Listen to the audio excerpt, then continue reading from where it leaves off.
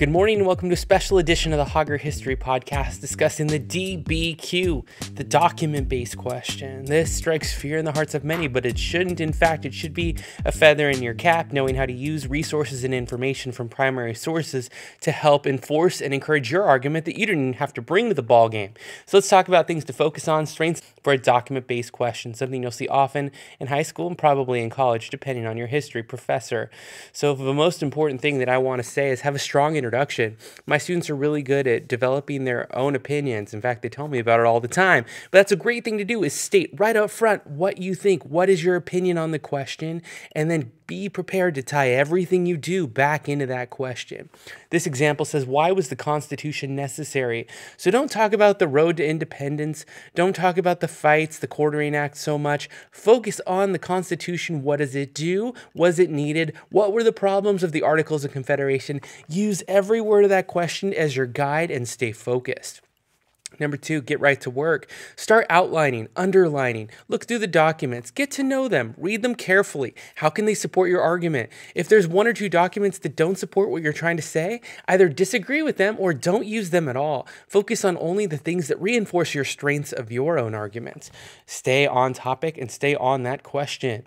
Have a conversation within the articles. If you were in class and the question was raised, you would raise your hand and discuss it. You would facilitate bringing in something from document 1, like discussion of farmers and the complaints of every class, and then talk about how there were so many people who were dissatisfied and who were not being provided for by the government at the time.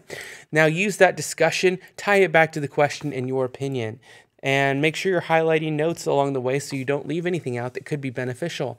In document 4, you have a dissenting or disagreeing opinion from Patrick Henry, talking about the rights of free thought and trial by jury and liberty of the press being in danger.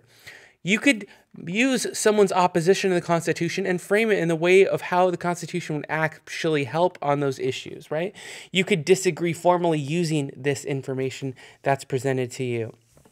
Well, that's just a couple of things, but avoid general statements like things were good with the Constitution, things were better. Tell them why. Inform the reader why your expertise comes into play, and if you don't have as much expertise, use those documents. Focus on those founding fathers in this example and how they had information and opinions that would guide the country in the right direction.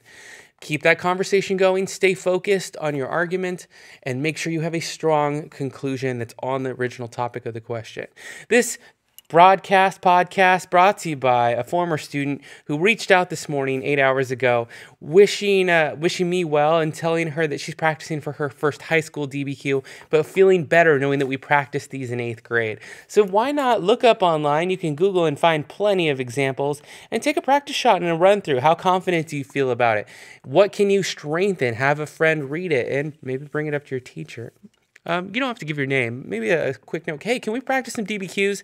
I want to be strengthened and prepared and exceed expectations for what I can accomplish. Well, that's it. In about 3 minutes, some tips to help you ace your next DBQ. I'm Mr. Hauger. Don't forget to follow us on Twitter at Hauger History and subscribe on iTunes or YouTube to the Hauger History Podcast. Thanks a lot, and we'll see you on the next edition, everybody. Thanks for listening.